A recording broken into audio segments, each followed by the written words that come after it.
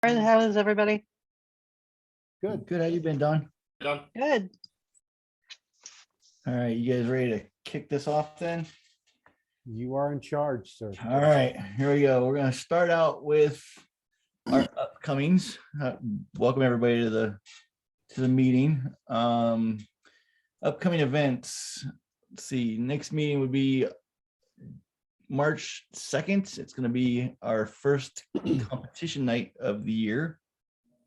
And we are, what was the name of that judge? We're nailing down a judge right now. Troy. Troy. Troy's going to be the judge for this one. He did a presentation for us last year. I forget his last name. He's based out in California. Excellent photographer. So he will be our judge for competition night, and it is an open category night. And let's see, March 16th is going to be a presentation night by Cole Thompson. He's presenting on why black and white. Other things coming up. We got, if you haven't entered yet and are looking to, the Exploring the Light photo show is currently open for submissions. The entry deadline is the 24th. So you got about a little over a week to get your entries in. The judge for this year's show is tonight's presenter, Don Wilson. Let's see, what else do we got going? We had a couple of Lightroom training classes, little workshops coming up. One of them sponsored through the Metro Denver Photography Meetup Group. And that is going to, I'm looking for a date on that one. Where the heck did the date go? Well, you look for the date. There's also going to be It's Thursday. Thank you, Bob. Bob's group is the one that's hosting that. It is a $17 cost, and it is being taught by Frank Varney. I can tell you from personal experience, he's a pretty good instructor. He's quite the character. Dave, you want to go ahead with your? Yeah, in April, I think it's April 20th, we have a presenter. The guy's out of Miami, and he's a urban art landscape photographer. His title is going to be The Art of Urban Landscape Photography. And he goes under the title Exist to Shoot, like exist, the number 2, and shoot, not photography. And I think Instagram, it's just like @exist to shoot. But he tones all his images. It's not just landscape. It's not just urban photography. It's urban photography that's toned, that's made into art, pieces of artwork. It's just phenomenal. It reminds me a lot of like a Edward Hopper painting, and it's really cool. I'll put some of the contacts in the website so you can go see beyond, but it's taking architectural photography really to the next level. So it's going to be worth seeing, I think. Okay. All right.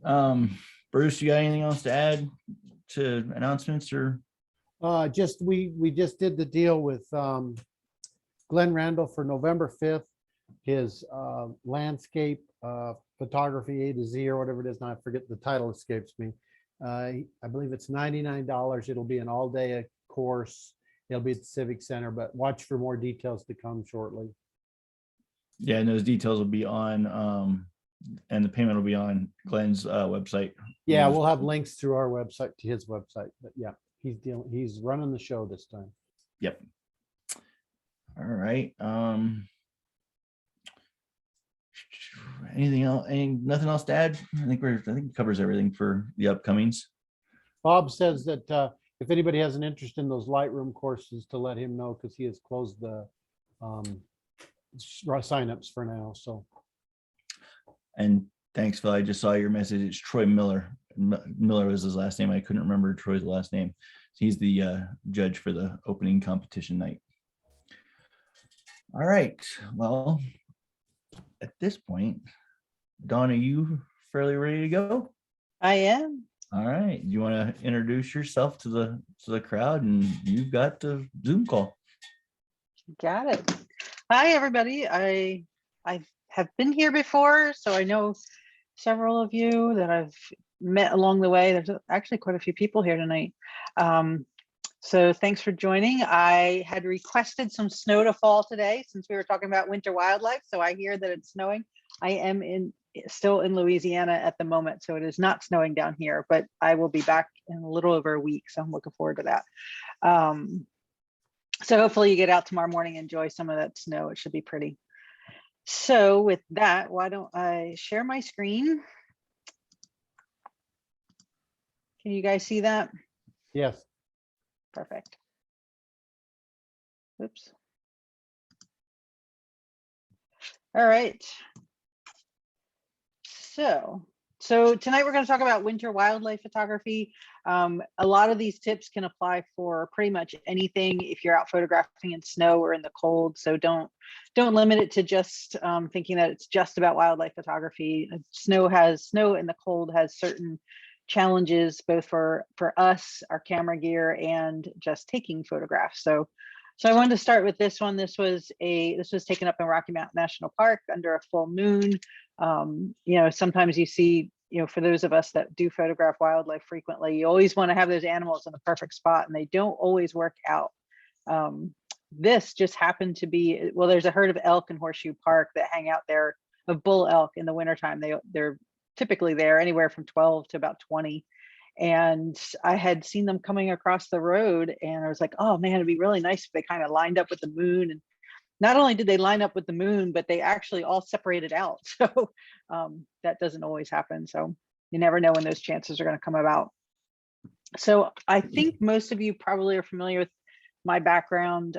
Real quick, I'll go through some of this. I did grow up in New Jersey, and I've been here in Colorado for since 2002. So this year is actually going to be my 20th anniversary of moving to the state.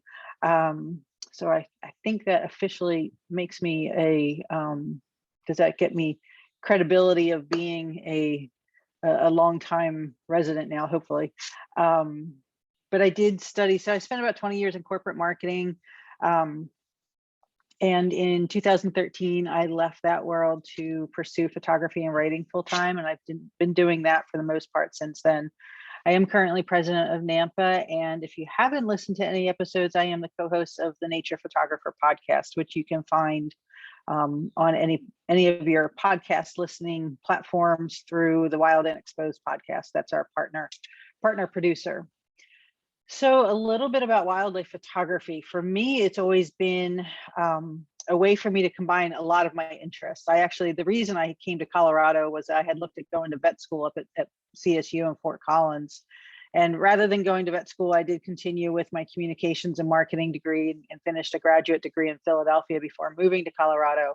But I've always had an interest in the science and the outdoors, as well as creative pursuits. So this was a really good way for me to just combine all of that together. In addition, I do prefer the cold. I think it's really funny down here in Louisiana, it gets down to like 50, 40 into the 40s. And people are just like, they're just like freezing. And I'm like, this is so nice. But it's not for everybody, but I do enjoy the cold. So when you're photographing winter subjects, especially wildlife, you really need to understand what their behaviors are in the winter. So research the animals. Certain animals hibernate, so you're just not going to see them in wintertime. You have to know where they go for food, because their food patterns or what drives them for food is going to change pretty drastically in the wintertime, since a lot of food opportunities are not available. The flip side to that is that some animals, like wolves, for example, actually do much better in the wintertime for hunting. Polar bears are another example of their primary food source is available to them, which is seals, is available to them in winter. So they go out when the water freezes. That's what they're doing. They go out into the ice to hunt seals all winter long. And then actually their fasting season is the summertime. So those are the types of things that you want to research, because the more that you know about those behaviors, the more that you'll be able to get better photographs and the types of photographs that you want. And then you also need to have an understanding of what kind of activities do they do in the wintertime. For example, a lot of people like to photograph coyotes or fox when they pounce into the snow. Well, they don't need to do that in the summertime, but that's a fun photograph to get during the winter when they can pounce into the snow and dive into those tunnels, those subnivean tunnels that the smaller animals make to move through the snow. So you want to look at, do your subjects hibernate? Do your subjects migrate? And do your subjects stay in the same area? Most animals do some sort of migration in the wintertime.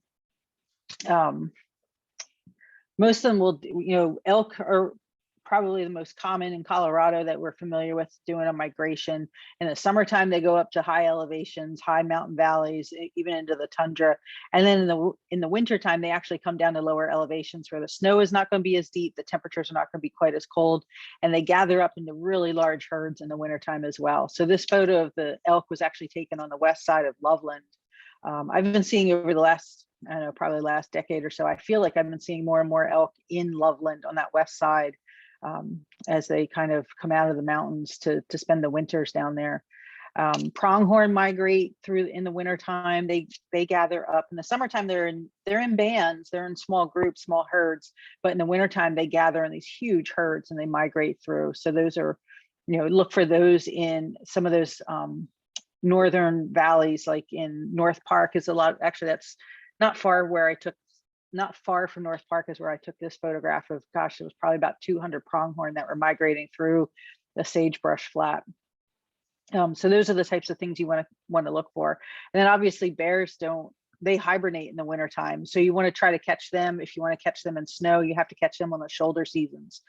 Male bears typically come out of hibernation somewhere in early April. You might even sometimes late March. And that's the time to get them if you want to get them in a snowy setting. Usually when they go into hibernation in the fall, there's usually not snow on the ground already. So that becomes a little bit more difficult. So the food is something that animals are going to be after. Food is much, much harder for animals to find in the wintertime. Any of the browsers, the grazers don't have, they have to dig through snow to get to those grasses. Any of the birds are now looking for a little bit of an easier meal. So for bird photography, you want to look for those places where there's either berries or there's feeders. Feeders are super, super popular in the wintertime. A lot of places recommend that you don't keep feeders out in the summertime because there are plenty of bugs and other sources of food for birds. But in the wintertime, birds really rely on those feeders.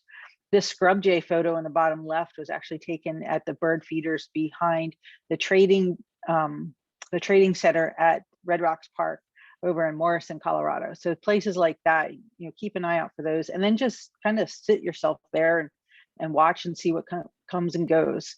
The robin photo is actually after a snowstorm, kind of like what you're having right now, after a snowstorm on some of the crabapple trees, the crabapple and the cherry trees, especially later in the winter, as the berries will actually ferment. So it can be kind of funny to watch the birds as they eat a lot of these berries. They actually get it.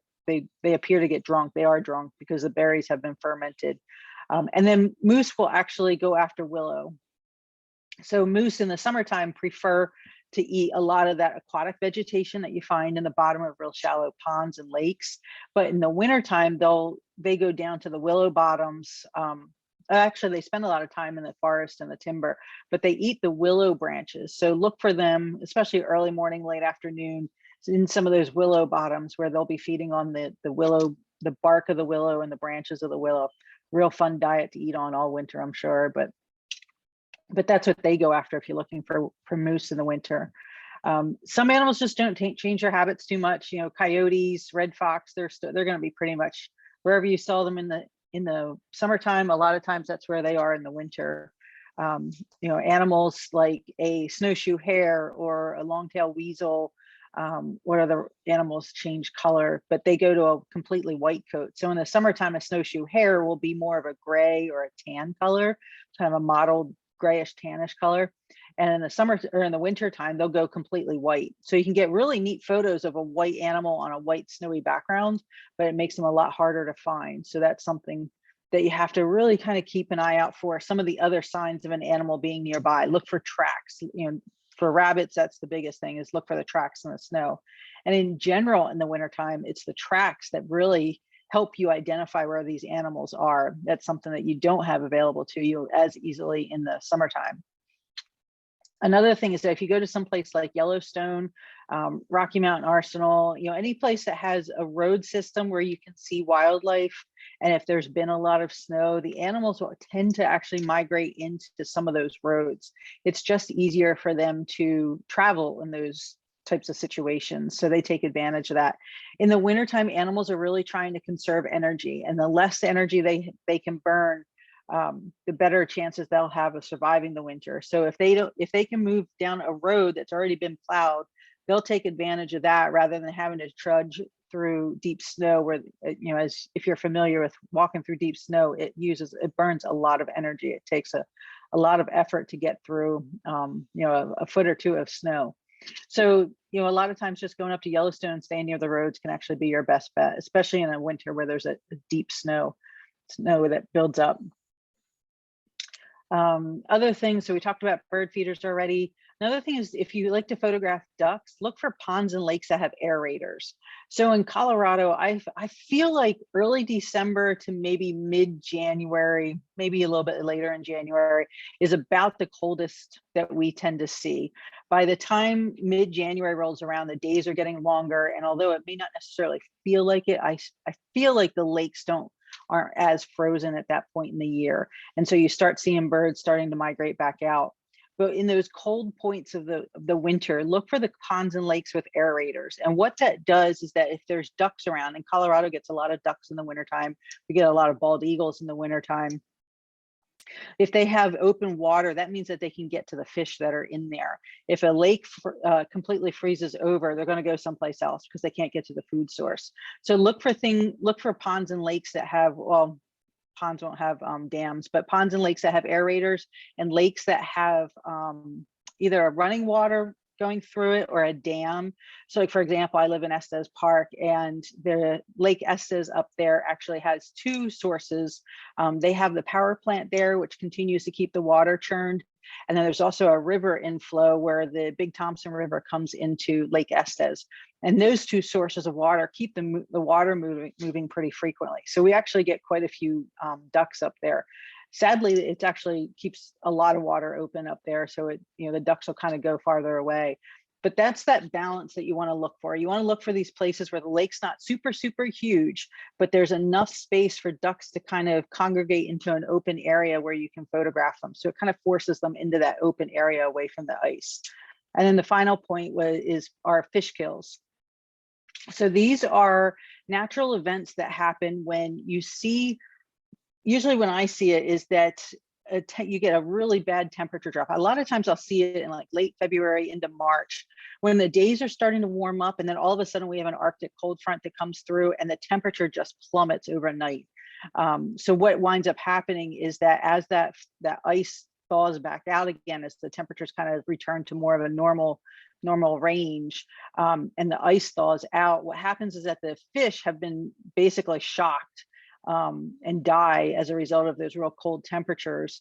And then as that water thaws out, think birds like bald eagles will take advantage of taking out those dead fish that have unfortunately succumbed to those cold temperatures in the water. So think about that when the temperatures change. Think of some lakes, or there's a spot in Fort Collins, it kind of comes and goes. This photo of this bald eagle was taken during a fish kill that happened at a lake in Longmont. That was in 2000, I think that was 2017. I haven't seen that happen there since then. So it changes all the time. It depends on what the fish population is, and I probably depends on the health of the fish in the lake too. But it's something to keep, just think of as you're looking for places to photograph, especially bald eagles in the wintertime. And I want to make a point that, we want to make sure that we're keeping animals safe. Try your best to not stress animals out during the wintertime. It is, these animals are living outside. They're living in these cold temperatures. It's difficult to find food. They're really trying to conserve their energy. So as best as you can, don't interfere with the behavior. Don't feed them. I know it seems like we should, feed them to help them, other than birds. And I know I mentioned bird feeders earlier. But we don't want to supplement their diet for anything that might be unhealthy for them. and do your best not to stress them out. But we do want to give them space. Make sure you give them plenty of space for finding food and getting across roads. If you see them approaching a road, just slow down, let them cross. Be patient with them. If they're not bothered by your presence, then by all means, and enjoy being around their presence, and just be patient and respectful of what they're doing. So that's my 2 cents on that. Let's get back to photographing the wildlife. So gear choices. Currently, I have a 500 millimeter and an 80 to 400 millimeter that I like to use for my wildlife photography. I heard you guys talking about mirrorless cameras. I wish I had known that conversation was going to come up, because I am in the market for figuring out which direction I want to go. I currently shoot Nikon, and I was waiting for the Nikon Z9 to come out. I was really disappointed. There was a webinar today from one of the local reps. He was going to, not local to Colorado, but one of the Nikon reps was going to give a demo of all the features of the Z9, and they never sent me the link. So I'm right back to considering other options, other brands. So, if it sounds like everybody's kind of going that way, and there's lots of information out there. So me, like a lot of other people, will be moving that direction this year. But for right now, I do use my D850 is actually my go-to body right now for wildlife. And I do prefer that 500 to 80 and the 80 to 400. But any high resolution body is really what you want, so that you can have the ability to crop down on a really large file. Or if you want to do an environmental portrait like this elk, this herd of elk in this winter scene, that's something else to consider too. So those the high resolution bodies are really helpful for that. And I do use a teleconverter. I have a 1.4 and a 2.0. I prefer the 1.4. I used the 2.0 just a couple of weeks ago, and I was really disappointed again. I always try to give it a little, I'm like, no, let me try it again. See, I really want that reach, but every time I do, I just wind up being disappointed. It's just not sharp enough. But the 1.4 is really, really, really good on the Nikon system. I do use a beanbag for shooting for my vehicle. I'll talk a little bit about some of the challenges of doing that, but I do like the beanbag, especially in the wintertime when it's cold outside. You might want to stay in the car, or if it's windy, using your vehicle for a blind. I use leg wraps on my tripod. That allows you that when you're carrying that tripod, that your hands don't get cold on the metal, the metal legs. So that just gives you a little bit more insulation. You want to make sure you have a lot of lens wipes with you in the wintertime, as the glass tends to freeze up, and I'll talk about that challenge in a minute too.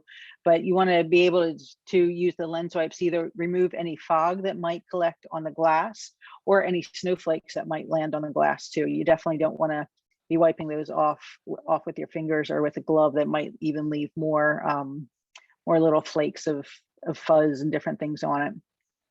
And always have extra batteries in the winter.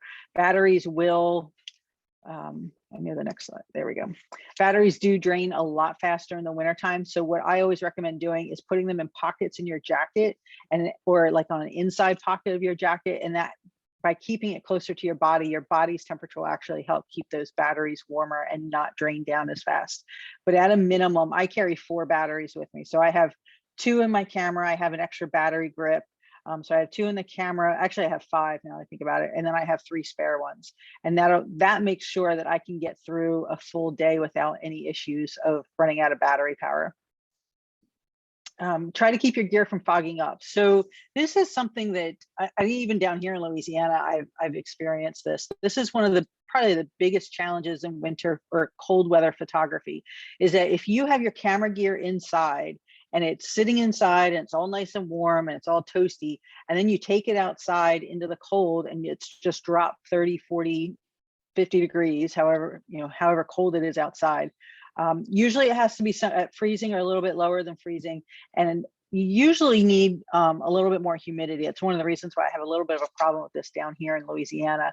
But you can see it happen in Colorado too, especially if you do the reverse. If your camera gear is outside in the cold and then you go into a humid environment, like if you're going to go to the butterfly pavilion, you take that cold equipment inside of the butterfly pavilion where the temperature is warm and the air is humid, that glass is going to just immediately get a layer of just dew on it basically.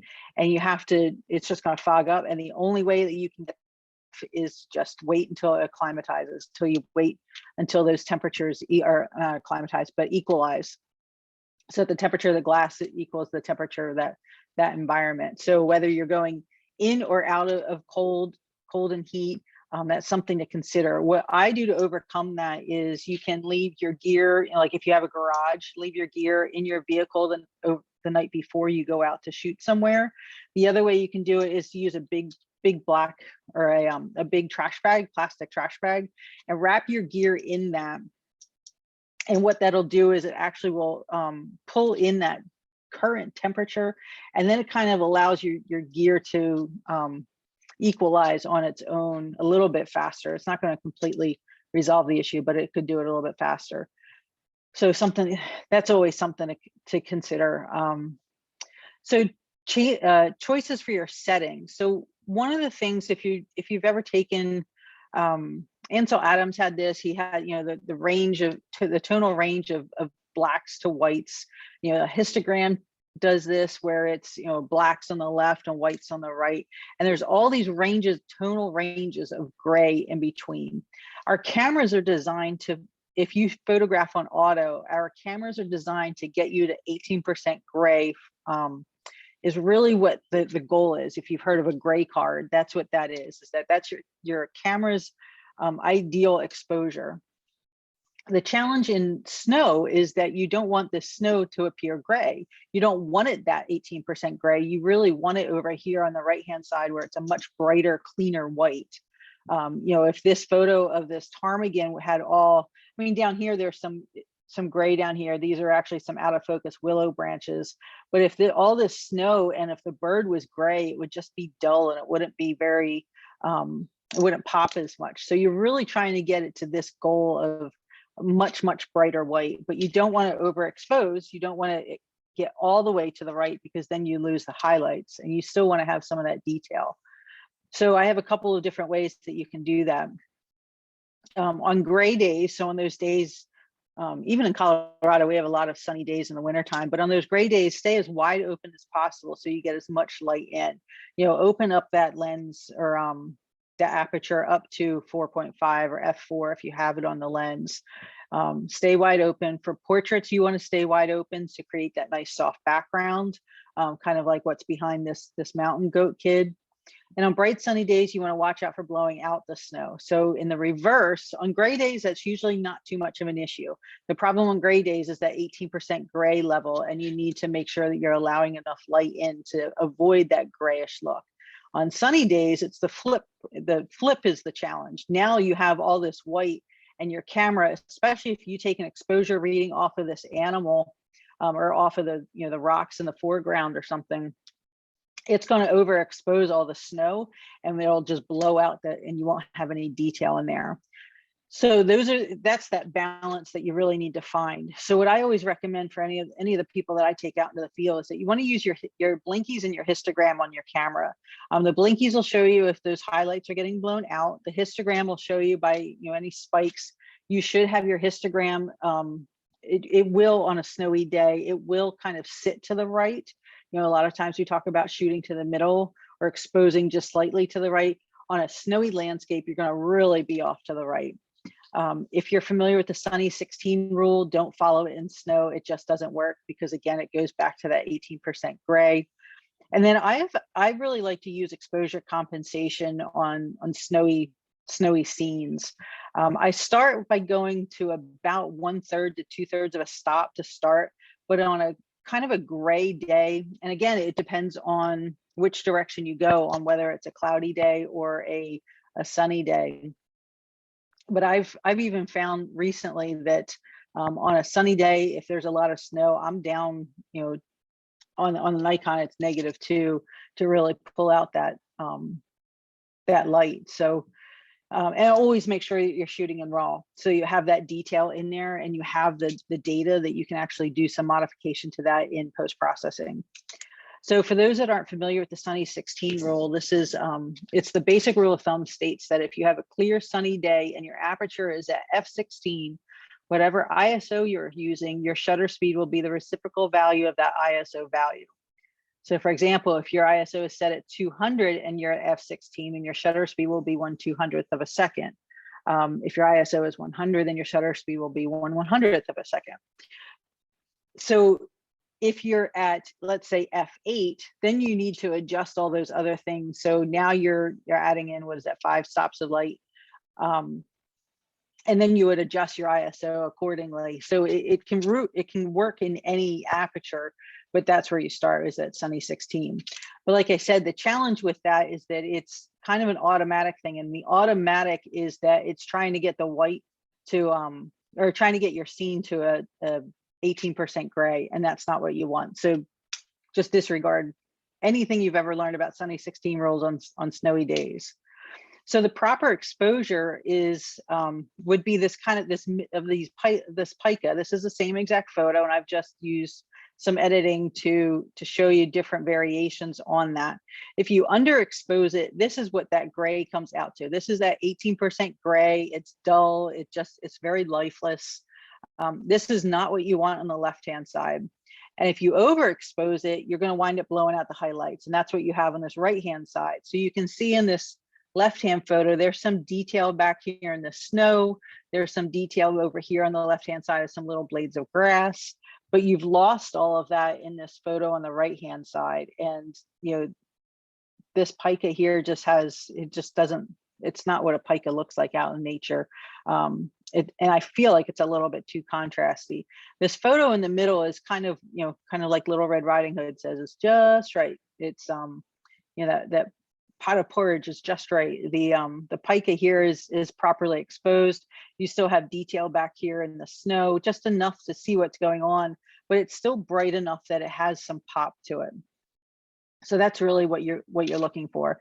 Now, this also shows that you can, as long as you don't overexpose the highlights, you can work with photos and make it correct. So you can take this grayish photo and make it look proper.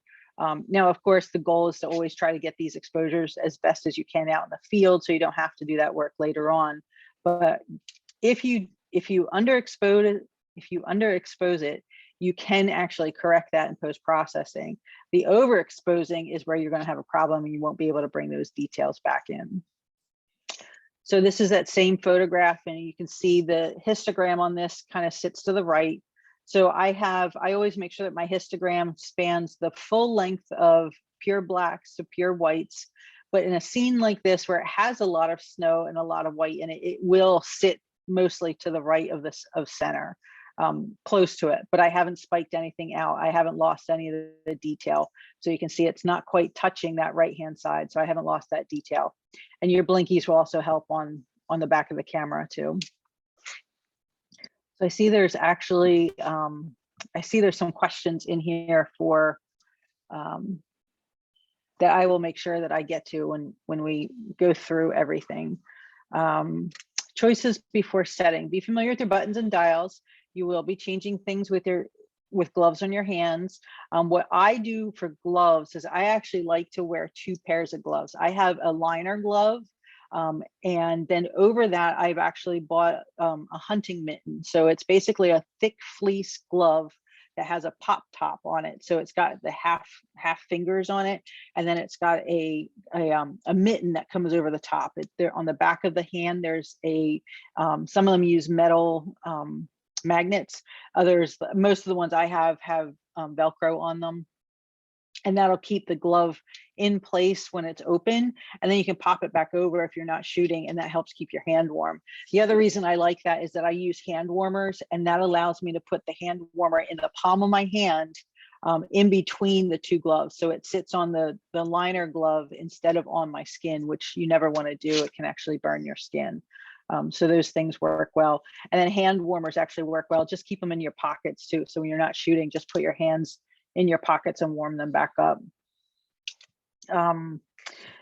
You definitely want, just play with settings for different results. Every day is going to be a little bit different. That's why I don't have a lot of settings on a lot of these photos, because each one can be just a different scenario. But I do always recommend taking a test shot in the current light before your subject does something cool. So for example, with this little owl, If I had wanted to get a photo of him taking off, I do a couple of test shots even before I saw him. So I saw him out in a tree, and before I saw him sitting out there, I'm going to take a couple of test shots, because if he does flush, which I don't want to do, but if he happens to flush, I want to make sure I'm ready for that photo and that I've got my settings ready to go. So I take a test shot before I get to an animal. I take a test shot while I'm waiting for an animal to do something. And I always make sure that my exposures are correct before I get a photo opportunity that I really want to make sure I'm keeping. And then I always recommend, as you photograph over the course of a day, and as you start to lose more light, your settings are going to be slower shutter speeds, higher ISOs, and wider open apertures. If you went out the next morning and forget to change all of those settings, then you're going to be overexposed the next morning. So for example, today, as the snow's coming down in the Denver area, you're going to lose more and more light in the afternoon, especially as that snow started picking up. But if it stops overnight and the sun comes out first thing in the morning and you go out and forget to change those settings, you're going to wind up blowing everything out in the morning. So what I do is, when I finish in the afternoon, I'm sorry, this is making, for whatever reason, I've got, it seems to be making little lines on the screen. So by setting to kind of a default setting, and mine is just, this is just a setting that I feel like is kind of a midpoint. It's a good starting point, and it's where I know I'm starting from. It's not necessarily you have to use these numbers, but you want to get just some sort of setting back to some midpoint, so that if you go out the next morning, you're going to actually have a better chance of getting a better photo. Let's see. And then white on white, this is one of the biggest challenges when you're photographing animals in the wintertime. So a white-tailed or this is actually a willow ptarmigan. And these were actually both photographed at this is the same flock of birds in the same scenario, just taken a few minutes apart. And why I've included both of them is that this photo in the bottom left has some contrast. So here you can see I've picked the focus up on this front bird, but there's a darker background behind them. So the bird or your camera can pick up that detail. It knows how to expose for this.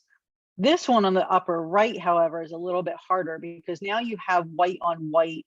I was down on a really, really low angle, photographing kind of over a little bit of a ridge. So that's why the snow here is really soft. The camera's blowing out that foreground. And this is where the camera starts to have some trouble. And then you're adding in falling snow on top of it. So what you want to do is find the area in the photograph that has the most contrast. And that would be either this beak or this eye. So where that black meets up with the white, that's where the camera is going to say, hey, I see a lot of contrast. That's easy for me to see. This down here, there's nothing for the camera to pick up on. Same thing here, this bird, the edge of the head, you're going to have the same situation here. I would use the eye again, but the edge of the head actually has a lot of contrast against this darker background too. So if you're having trouble with your camera while it's focusing on a white animal in the snow, so a weasel, ptarmigan, snowshoe hares, any of those animals that get white feathers or white fur in the wintertime, that's what you want to look for. You want to look for those areas of contrast. And it can also help to photograph I always recommend photographing in manual exposure. I have just started going to auto ISO, and I've been happy. Sorry, I've got a cat that's decided he wants to be a part of this.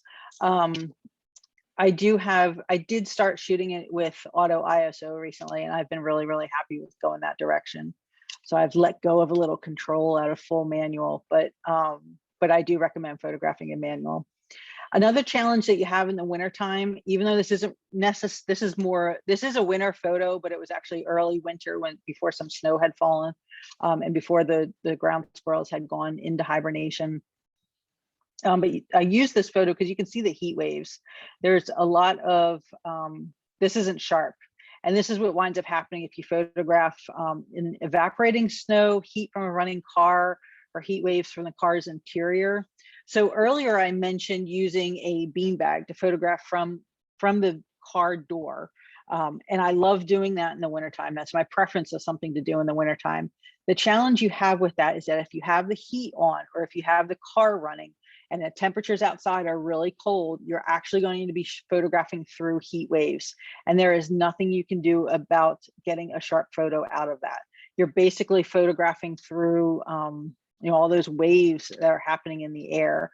So, think about it. If you're ever sitting in a fast food line in the wintertime and you're sitting behind somebody and they're paying and they have the window down, you can see all the heat waves coming, or the heat creating heat waves coming out of the window. That's what you're photographing through. And by photographing through that, you just can't get a sharp photo. So this is what you wind up with. You wind up with these kind of odd, kind of squiggly lines throughout your image. And so yes, it's tough to turn the heat off if it's cold outside, especially if you had the window down, but you're going to want to do that if you want to get some sharp photos. The heat waves, your car running actually can create that as well. And then on a sunny day, we get this in Colorado, as the sun evaporates the snow, you can actually see that as well. So if you have an animal and you're down at a low angle and you're shooting right at the surface of the snow, that's something else to kind of keep an eye out for. And then I have had it happen where, because the heat waves move, where I do get some photos. So if it's a really, really good opportunity, you've got a weasel, playing with a kill, or you have a snowshoe hare running across the snow or something. Just take a lot of photos. You might get lucky with a few images out of that. And that's what this photo is an example of. This was a pair of bobcat kittens. These were actually kittens. It was about -20 degrees when I took this, and I was seeing heat waves because you can see it's sunny. The snow was actually evaporating, and I had to take as many photos as possible, and I just deleted all the ones where the heat waves were there, and I wound up with about 5 that were really sharp, as I just happened to catch the frame actually photographing through some of those heat waves where it worked out well. So that's something to consider. The one thing I have found that resolves this is a car with the heat warmers, where you can just turn that on. That doesn't create enough heat to create a problem of coming out, but it will keep you warm because it's warming up your core. General wildlife photo tips. So even in the wintertime, backgrounds are really important. I put this in here because this bothers me in this background over here, this dark spot in the left side of the image. This is a super easy fix, and just kind of deleting that out, as if I don't enter this in a photo contest, or if I'm not submitting this for a publication that follows AP guidelines and doesn't allow removal of those types of things, I will take this out. If I was doing a print, let's say, of it, that definitely bothers me in there. So you want to avoid those distracting objects. You still want to have the eyes facing forward, and your eyes will always be drawn to the lightest area in a photo, which for winter photography with a lot of snow is kind of interesting, because you're looking at a white landscape. So now you have the contrast. So some of the other things that your eyes are always drawn to. So the sharpest thing, and where the contrast is the most. So that's actually almost reverse again in a wintertime photo. Behavior continues to be really important for wildlife photos. Try to get those portraits, those behaviors, the detailed shots, animals interacting with each other. Coyotes are always a fun one to photograph when they're howling and barking. This is the interaction between 2 red fox. Morning and late afternoon are when animals are the most active, even in the wintertime, and the light's also the best at this time. In the wintertime, when you have a fresh white landscape and you get some beautiful morning light, and as a storm's clearing or something, it's just an amazing opportunity. So in the winter, you do have more gray days than sunny days, but the animals will, on a sunny day, or if it's really cold, they'll be kind of hunkered down.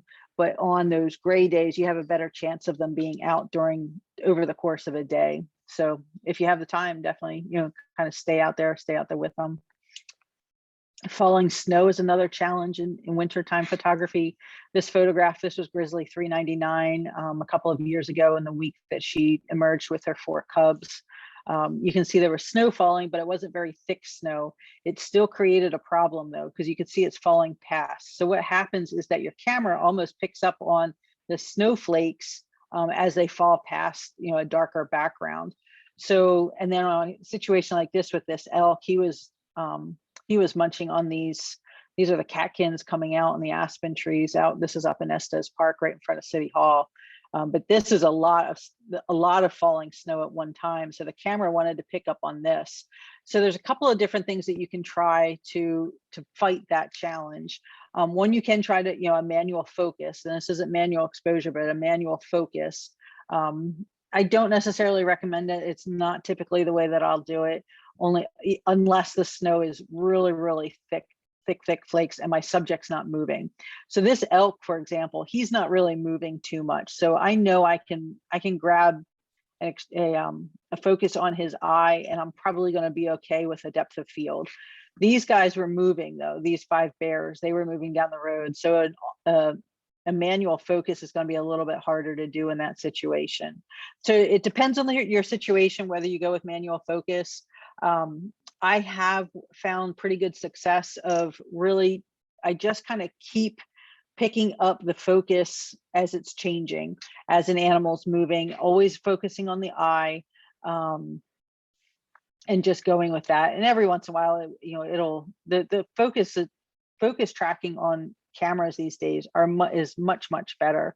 I do set it on an erratic setting on my camera so that you can actually change how sensitive your tracking is within the camera. And I do set it on erratic if it's a snowy day, so I can have a better chance of following my subject. Let's see. Oops. This is just a photo of some more behavior stuff of some coyotes fighting over an elk carcass while the ravens come in and steal that. General tips, I don't love, but I enjoy putting this slide in. This is anything with wildlife. You always want to make sure you isolate your subject. So this Sandhill Crane, which is a wintertime photo. I mean, this is just not in a snowy scenario, but you always want to make sure that your subject is separated out from either a background or separated out from other animals, very much like that very first photo I showed with the elk. Each individual elk they didn't overlap each other. So you always want to look for those scenarios. If you have to move yourself a little bit, look for a different subject, but you want to have that separation. So you can see that by just positioning myself a little bit different, this was the same morning, I now have much better separation and I can tell what this animal is. So keeping yourself safe, you want to have, the biggest challenge you're going to have is you want to make sure that you keep your feet warm, your hands warm, your nose warm, your cheeks warm. Any exposed skin, especially in really cold temperatures, has the potential for getting frostbite. As I mentioned earlier, I do use hand warmers. I do not use feet warmers. I find they crinkle up in your feet or in your shoes. And then that becomes uncomfortable and then they're not doing any good anyway. So I don't use the full length feet warmers. On occasion, I will use toe warmers though. They do add some extra warmth into a shoe. Make sure you don't have socks that are too thick for the boots that you're wearing. If you have socks that are too thick, they could actually cut off circulation. And when you do that, your feet will get cold as well. Always have a really good hat, good gloves. I talked about the glove scenario that I have. I love these neck warmers from Buff that are fleece lined. They are just so absolutely warm and they're soft. They're not itchy. And then you can pull them up over your head. They can cover up your ears. Warm jackets and layered clothes. I actually don't wear a ton of clothes. I have hiking pants that are fleece lined that I have found really do the job for me. I have a jacket. I have a really nice base layer shirt, and that keeps my core warm. And I really don't need too much else from that. So as long as you keep your core warm and your extremities warm, you should be pretty good. I keep a pair of traction devices. Actually, I have 2 sets. So actually I have all 3 of these now that I think about it. I do have a pair of snowshoes that if I'm really going into the backcountry looking for an animal, I will use the snowshoes. But for short little jaunts out from a vehicle, I keep yak tracks and I keep micro spikes in my vehicle. The micro spikes are a little bit more rugged. And, if you're on something a little bit more serious, yak tracks will just do a really good job if you're walking across sidewalks or parking lots or something to kind of help keep you upright. and not have your feet slip out from under you. Watch the weather forecast. So that's something else. If you don't want to get out, stuck out, if you have a vehicle that doesn't have all-wheel drive or four-wheel drive, you want to make sure that you're not getting yourself out in a situation where it's either the snow is going to pile up too fast, or you don't have the capabilities to drive back home. And bring sunscreen with you. The sun reflecting off of snow is just as bad as like sun reflecting off of water. You can get a really, really bad sunburn just from that scenario. So the other thing is that I have, so these are the boots that I wear. If it's something really, really cold, these are the boots I have. I have Muck Boots, which are the Arctic version. They have a real thick layer of insulation in the bottom, and then the rubber helps keep my feet warm. But they do a good job. A lot of people, I shouldn't say a lot, I know quite a few people. I had somebody on my Churchill trip last year that bought Muck Lucks. That's what these boots are in the center. And these are actually native Alaskan. They're made out of Minnesota. And they actually surprisingly do a really good job. I know a couple of photographers that use those as well. And they're a little bit more stylish than these black Muck Boots if you're looking for that style. And don't give up, even though it might be a gray, cloudy day. I show this photograph of these Sandhill Cranes for that reason. I love the ethereal effect of this, the very subtle look, the more artistic, abstract look of this photograph. This was at the Platte River out in Nebraska during the Sandhill Crane migration. So this is March time frame, and we had basically about every spring winter condition you could imagine. It was gray that day. It was drizzling, this freezing rain. It was absolutely miserable. The light was horrible, and I just put my camera on a really slow shutter speed and just panned with the birds. And as I went through my frames, I looked for one again with that separation, so you can see 4 very distinct birds. The faces of each one, the beaks, I mean, even though you can't see because it's such a slow shutter speed to allow enough light into the scene so that I have bright white and not the grayish 18% gray that the camera's trying to get. But this is still sharp. There's some sharpness in the beaks of these birds. So, try something different. Don't give up on it. It does take a lot of patience. You want to keep yourself warm and you want to anticipate behavior. That goes for any time of year you're photographing wildlife. So like, for example, this American dipper, this was up on a river up by me in Estes Park in the wintertime. And I was sitting on the side of the river. I was on ice. If I think I'm going, I actually have a heating pad. I have a hunter's heating pad. They're basically round pads with little kind of like foam pellets inside, and they actually can trap heat in them, so they can actually be really warm. I don't always remember to bring it with me, and that was the case this morning. So I was sitting on the side of the river, just sitting in the snow and the ice, but I wanted a photograph of the dipper as they were going in and out of the water off the ice flows along the river. So to do that, these dippers kind of fly up and down the river. So I really had to just kind of be patient. And that means that I have a chance of getting cold. So you want to have the right clothing with you and the right gear with you.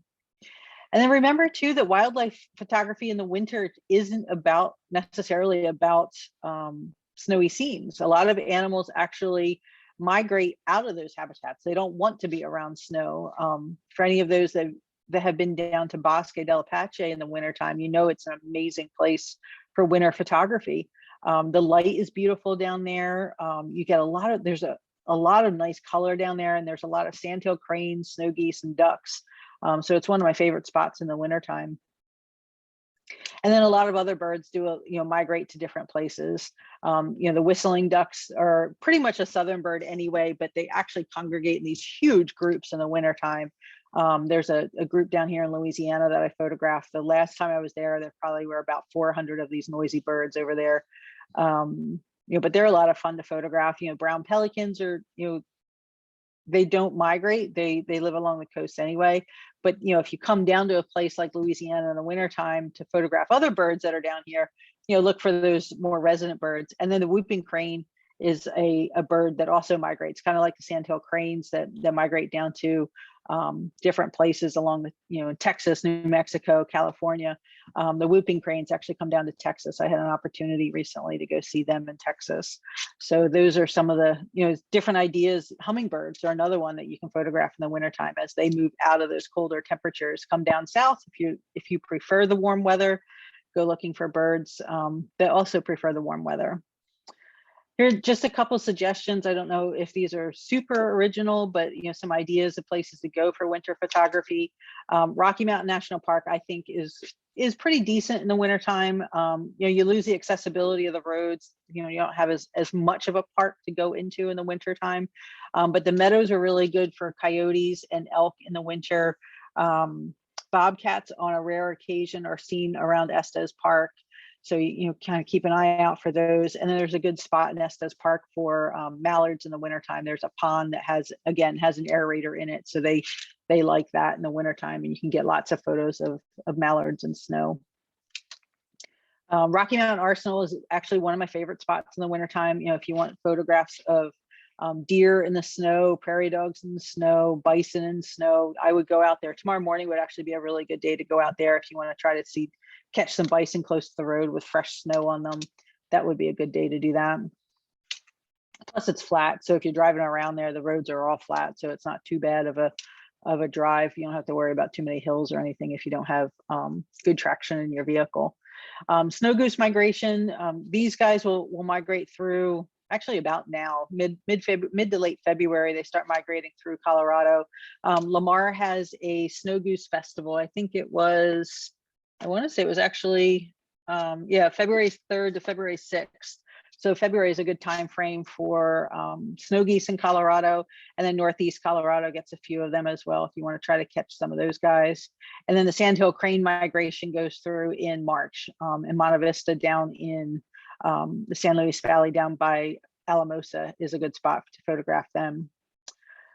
Other places outside of Colorado, I would recommend Yellowstone and Grand Teton are both phenomenal for winter wildlife photography.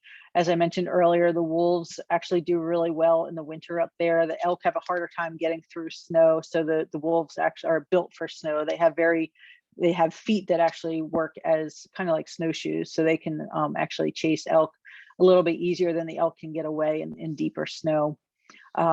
National Elk Refuge is also another good spot. A lot of elk go in there in the wintertime, as well as bighorn sheep if you're looking for good photography for bighorns with some snowy scenes.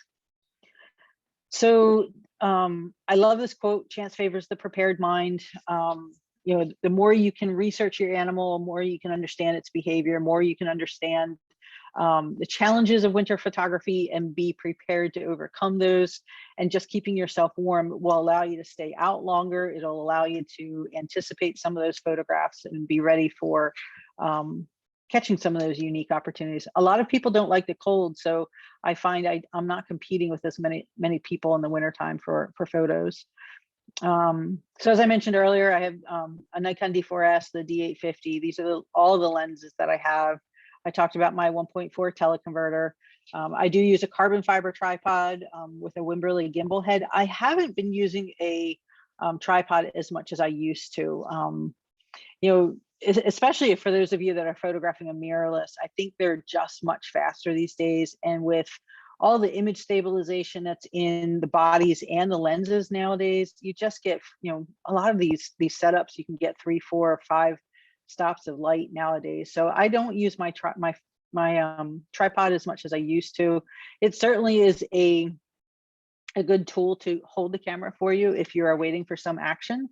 And there are certain situations, and I think the wintertime more so than any other time of the year is probably one of those times where you do need to use tripod a little bit more, just because of the lower light situation. You want to have that stability on slower shutter speeds. And then I talked about the beanbag for the photographing from the vehicle. So some ideas of, I do recommend taking a look at Nampa if you're not already familiar with it. These are some of the benefits that you get, as you're already involved in a camera club. So there is, this gives you a much larger reach outside of just a local group if you're looking to connect with people around the country, especially if you want to network on different locations. So that's some of the benefits of membership there. I have an ebook that I did just update this to a second edition. I actually added a bonus 11th tip into it. And then I have a couple of other ones that I have actually in the works. There's probably 3 that I'm hoping to get finished this spring. So sign up for my mailing list or keep an eye out on my Instagram page for announcements about those. I have a brown bear photo tour next year. This one's in September of next year, so that will be salmon season. It's kind of the end of salmon season, but it's a fun time of year out in Lake Clark. And then I have a polar bear tour for this year. I have 2 spots left on it for November of this year up in Churchill. We had a pretty good year up there this year. And then I'm looking at adding a couple of Louisiana workshops next year. These would be in April and November. One would be fall, and that would be more of a landscape type trip. And then Birds of Louisiana, if you're interested in photographing birds, that would be in April of next year during the migration.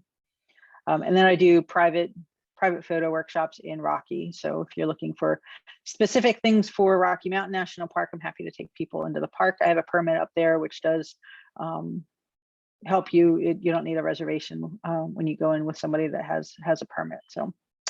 So just my final thought, the most compelling photographs you take begin with the things about which you're most passionate and most curious. So I obviously have a passion for photographing animals, and I do feel like over the years that my photography has improved as I've become really focused on wildlife photography. I just love watching the animals and, learning more about them. And I find that just sitting and spending time with them is just a wonderful way to learn a lot about them. This is my contact information. Feel free, like I said, feel free to follow me on Instagram. Instagram is where I do probably my most consistent posts, and sign up for my newsletter on my website. I do that once a month. And other than that, let me go through some of these questions that came up. Let's see if, let's see, somebody says they love their Canon R5. That is actually right now it was the top thing on my list. I was going to wait for the Z9, and so I'll still have to see what the Z9 is going to be like, but I hear a lot of nice things about the R5.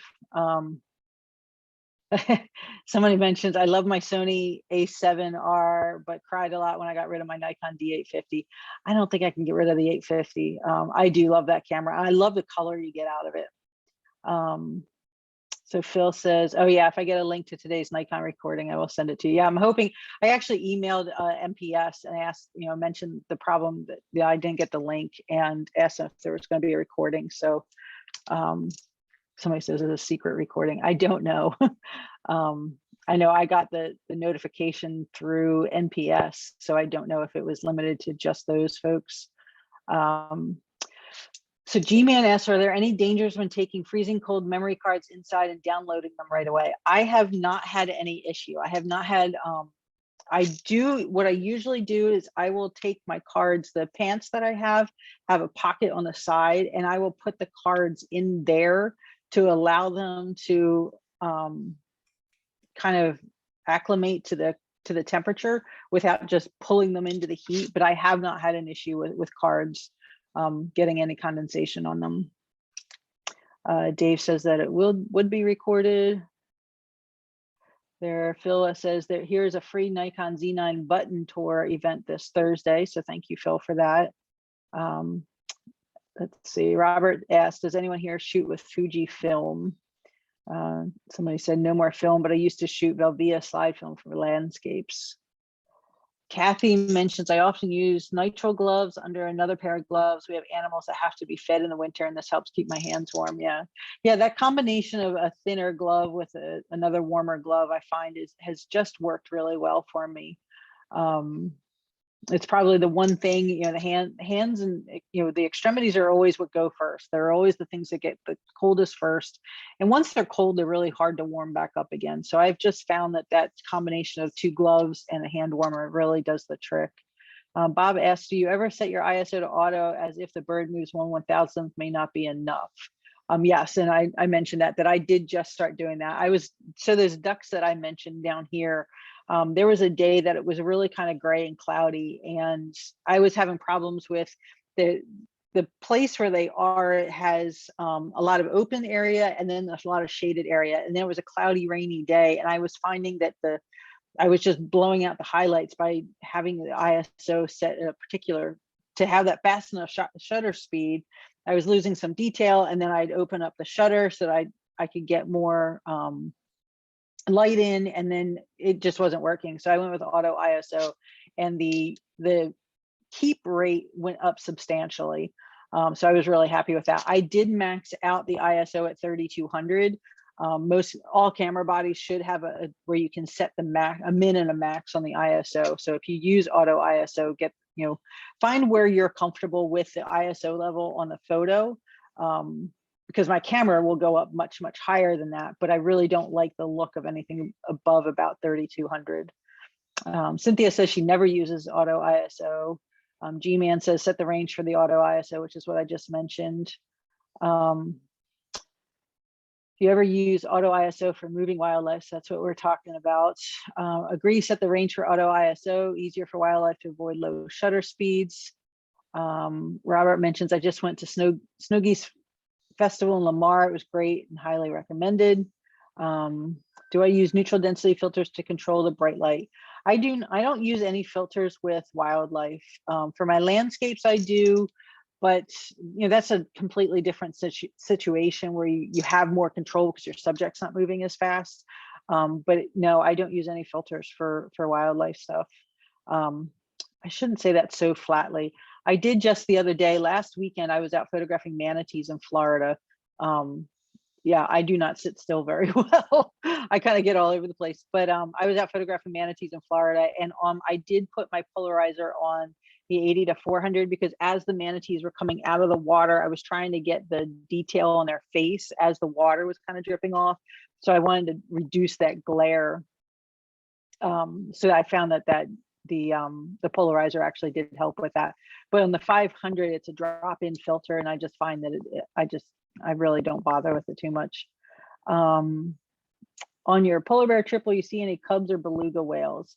Beluga whales are more of a summer thing up there, so that if you want to photograph the whales, I would recommend going like late July into August. And the cubs are actually at a place and I'm drawing a blank on the name of the park, Wapas Provincial Park, which is not far from Churchill, but that's a wintertime thing. So that's something that you would have to go in January or February to do that.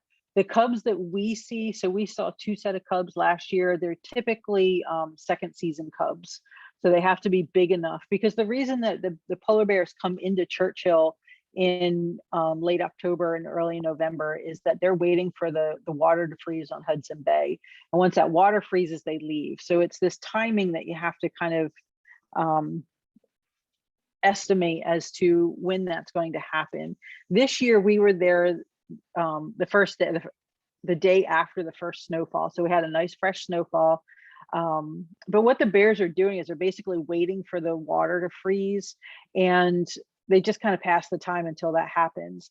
So the mama bears with young cubs, first season cubs, those cubs probably aren't quite old enough to be anywhere near a lot of male bears, so that the mothers tend to not bring them around that time of year. So we typically see second season cubs, but we did see 2 sets of second season cubs this year. Where's my favorite place to photograph in Louisiana? Grand Isle is a really good spot depending on the time of year. And then there's a couple of parks. Audubon Park in New Orleans is a really good spot for birds in the wintertime. And then we're not far from Big Branch Marsh, and so I like going over there. In the spring, there's just a gazillion different places. There's a lot of birds. There's a couple of rookeries out by Lafayette that I like to go out to photograph, like roseate spoonbills and tricolored herons and snowy egrets. So those are fun out there. And then I've been wanting to get up to Caddo Lake. I know that'll be the Caddo Lake is up by Shreveport up in the Northwest. And so there's a couple of different swamps that I like to go out to. You take a boat out and you go out into the swamps and you get all the cypress trees with all the moss hanging off of it. And so those things are pretty cool to photograph down here. It's just different and very different than Colorado. And then Joe mentions in very cold weather, I put one battery in grip and put a hand warmer in the spot for the second battery to avoid problems with cold batteries losing power. That's an interesting tip. I hadn't thought about anything like that. So that's a good idea. So I think that's everything, all the questions. Anybody else have questions? Thank you. It's very entertaining, very interesting, good information. Thank you very much. Good. I'm glad you enjoyed that. So I will stop this share. I think, unless there's other questions, anything else, Chuck? Dave? I don't have anything else. It was a great presentation, Don, as always. Yeah, spectacular. I'm glad you enjoyed it. Learned a thing or two. Seems like Just a there's a thing lot or of two? That's it? preparation. I've got a question for you. It's Phil Rubino. Yeah, hi. So when you're looking at photographing your wildlife, are you targeting any particular aperture to make sure you have good focus, a good sharpness, or is it just kind of dependent on the situation? Do you have a maybe a point that you usually don't want to go below? Yeah, it does in some ways. It does depend. I do have a preference for 6.3. I find that I do like that. That being said, however, it does depend a little bit on how close you are to your subject and how big your subject is. So for example, if I was close to an elk, now an elk is a big animal, and if I want the tip of the nose to maybe where the pedicle is to be sharp, and if I'm within let's say 15 or 20 feet of them, I'm going to need to probably open that or stop that down to about f11, f14, so I get all of that detail. But if an animal is farther away, a lot of times I'll stick with 6.3, 5.6, just to get more light into that situation. Cool, thank you. I have a more or less a compositional question for you. I know I've seen a number of wildlife competitions, and one of the things that almost always comes up is if you don't show all the feet on an animal, like if they're obscured in the grasses or whatever, seems like it gets knocked off quite a bit as far as the judging goes. With snow, it seems like their feet are always buried or something. Are you always looking for a higher angle? Or, do you have any opinions as to, I wouldn't take that photo because I know it's not going to show well, or what's your thought on that? I was just going to see if I could pull up Lightroom real quick. What it basically is that you don't necessarily need to see the feet, but you need to have enough space to visualize the feet, would be how I would describe it. So let me see if I can share this real quick.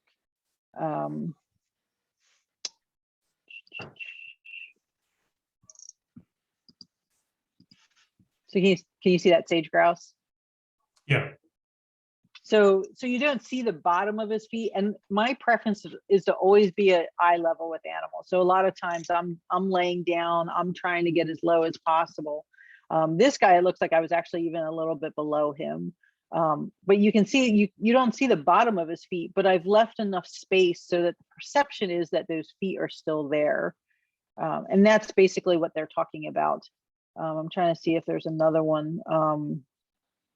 Right there, you can see his feet. Like this dipper, for example, same thing. The feet are hidden behind the snow, but you get the idea that the rest of the body's there. I didn't, so if I had cropped it,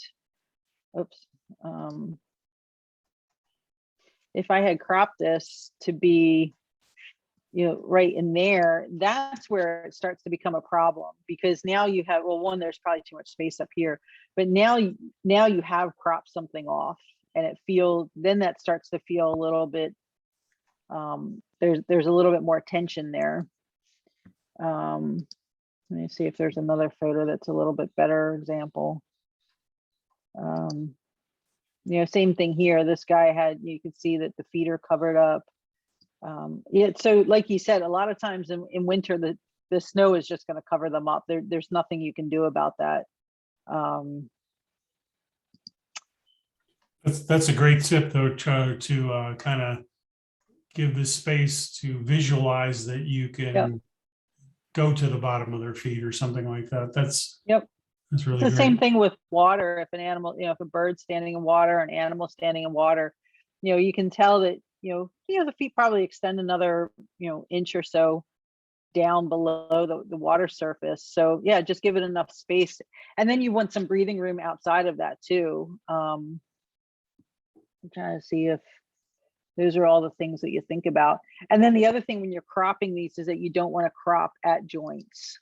So like, for example, this is a pretty tight crop. I was trying to get just the heads together. Now in this situation, there's something going on in the background here, and that isn't as good.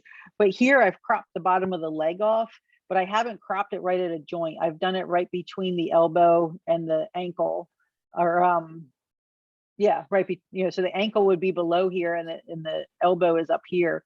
So it's cropped in between, but I really want the focus to be on this scene. The antlers together, the heads together. Kind of this, I guess, kind of the same thing here, but you can see more of their feet. So it's not a hard and fast rule. It depends on what's going on in the image. But yes, with snow, the feet are 99% of the time going to be below the snow, and I would just give it enough space. Sorry, I'm talking while I'm kind of scrolling here. Just give enough space to give that perception of the feet being there. Okay, thanks very much.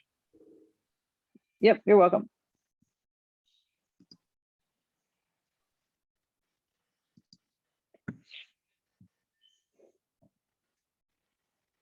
Any other questions? It doesn't look like it. Thank you very much. I'm glad you're in there in Louisiana. I was thinking you were up there in Estes Park being snowed under.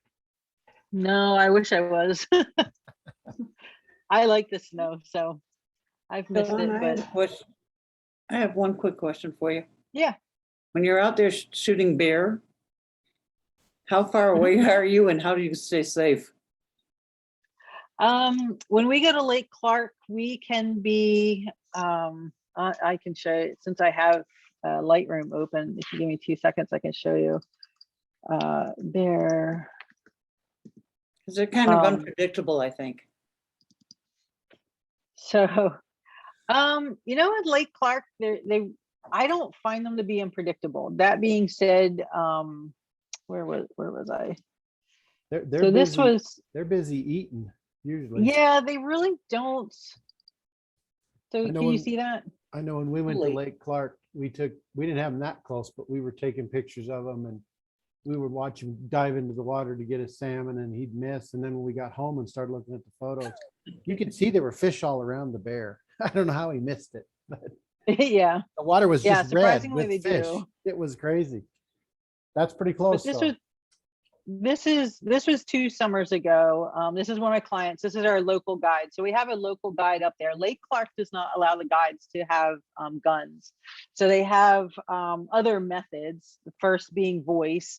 Second being they all have, like a pair of rain pants or a rain jacket, something that's like a plastic sound, and they'll snap it at a bear, something that just makes a loud sound.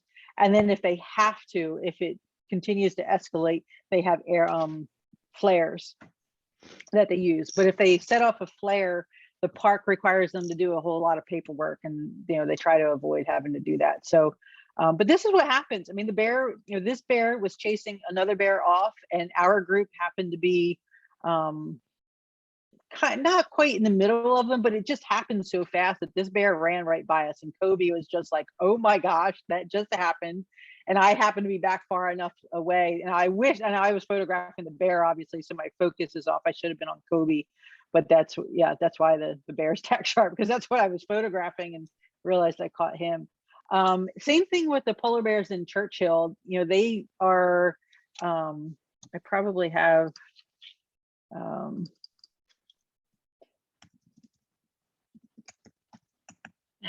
trying to think if I have any photos of, I mean, they get pretty close. This is an unedited full frame. I mean, it was photographed at 700 millimeters, but that's full frame.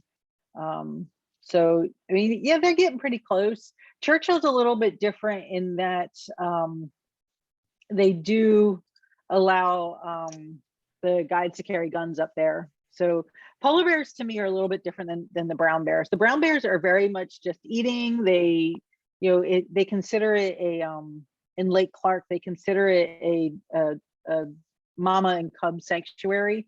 They don't get a lot of males bears there. So the mothers have kind of just become very used to people being around there. That, don't get me wrong, they are still brown bears. They are still a apex predator, and I would not want to go out and wrestle with them. But they do seem to just have developed this rapport of, it's just they cohabitate up there together pretty well. The polar bears are a little bit of a different situation in that they are very, very curious. When they see people, they will walk up to you. It is very clear that they have no fear of anything.